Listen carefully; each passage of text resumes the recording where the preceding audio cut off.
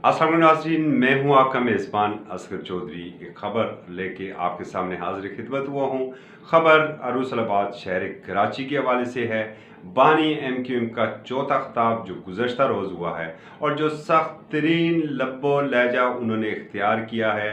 इससे कबल बानी एमक्यूएम जो है वो 3 ख़िताब गुज़श्ता 10 से 12 दिनों के दौरान कर चुके हैं। गुज़श्ता रोज़ इनका ये चौथा ख़िताब था और चौथे ख़िताब को लेके उन्होंने बिलखसूस निस्ला टावर के हवाले से जो सुप्रीम कोर्ट ऑफ पाकिस्तान का फ़ैसला था, उस फैसले को आड़े हाथों उन्होंने लिया है। इस हवाले से एक जो एमक्यूएम लंदन की प्रेस रिलीज़ जारी की गई है, उस प्रेस रिलीज़ में कहा गया है कि एमक्यूएम के बानी कायद ने निस्ला टावर को गिराने की शदीद मज़म्मत की है।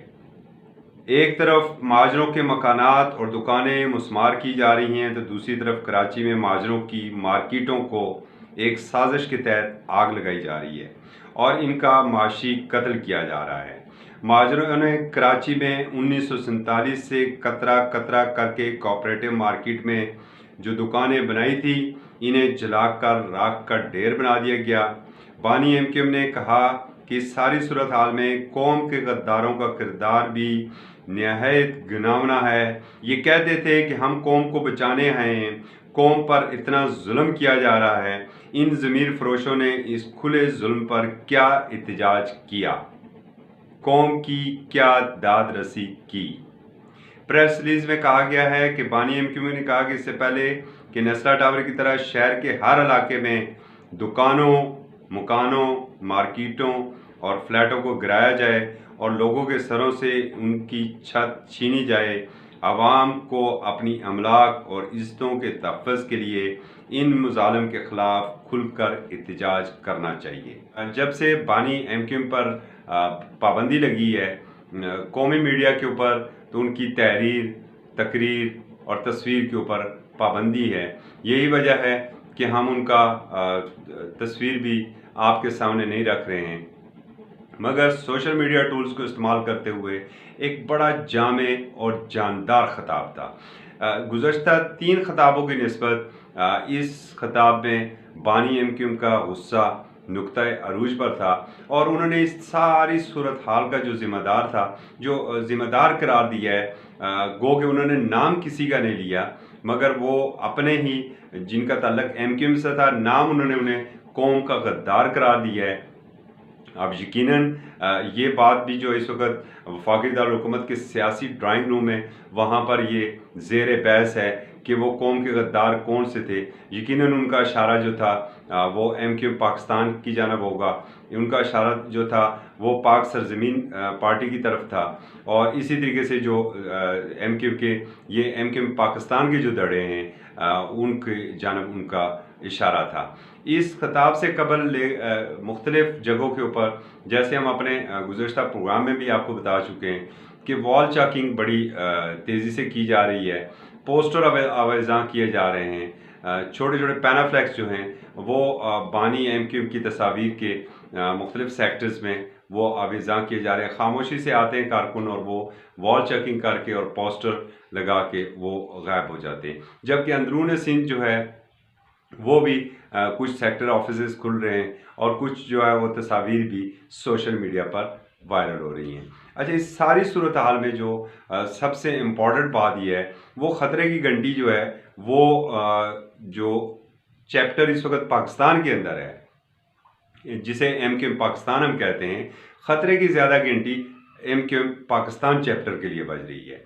और एक तरफ जो ये भी शुनीद है कि 9 दिसंबर को एक बड़े कुछ ताकत के मुजाहरे की भी बाज़गश सुनाई दे रही है और यकीनन वो मुक्का चौक के ऊपर जो यौम शुहदा है उस हवाले से एक एमक्यूएम जो एक ताकत का मुजाहरा करने जा रही है और उसमें ज़्यादातर चूँकि बच्चे, ख़वातीन और बुज़ुर्ग ज़्यादा उसमें शामिल होंगे।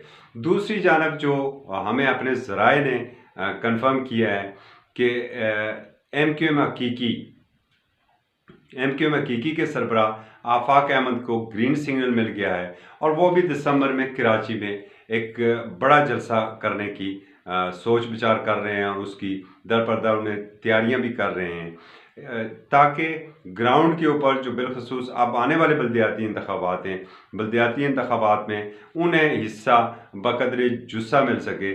चूँकि MQM PIB और MQM बादराबाद के दरमियान जो जारी क्लैशेज़ हैं, जो तफरीक है, उसका भी फ़ायदा अल्टीमेटली MQM हकीकी उठाने की कोशिश करेगी।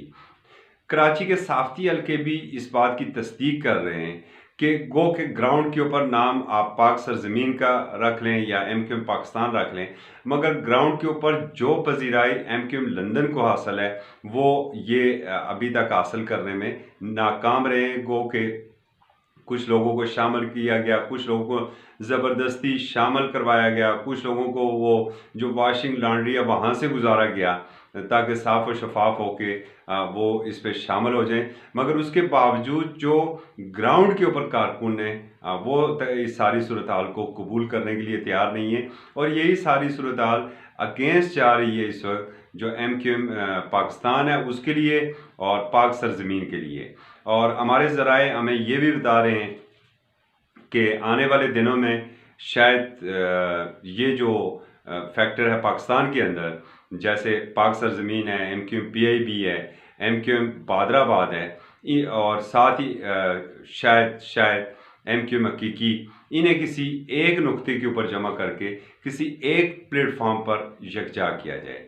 चूँकि जो ग्राउंड के ऊपर उन्हें ख़तरा इस बात का लाहक हो चुका है कि जिस तरीके से MQM लंदन और बानी MQM तेज़ी के साथ जो है वो अपनी एक्टिविटी को आगे बढ़ा रहे हैं, और इससे इनकी जो पोजीशन है वो बहुत कमज़ोर होती जा रही है। और जो आज निस्ला टावर को लेके जो लबो लहजा और जो अंदाज़े बयां बानी MQM ने अपनाया है, उससे भी इन जमातों के कायदीन के लिए ख़तरात मज़ीद बढ़ गए हैं।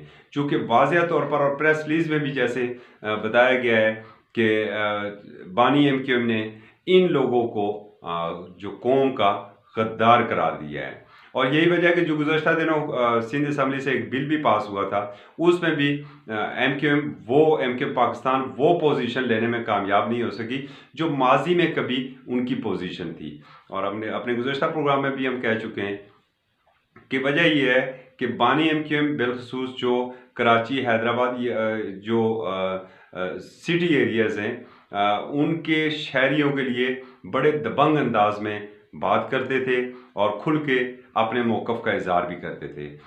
जबकि अब सूरत हाल बहुत तब्दील हो चुकी है और पुलों के नीचे से काफ़ी पानी भी बह चुका है, इसलिए MQM पाकिस्तान उस अंदाज से पीपल्स पार्टी के सामने खड़े होने की पोजीशन में नहीं है, और इसलिए उन्होंने सिंध असम्बली से जिस तरह चाहा उस बिल को मंजूर कर लिया।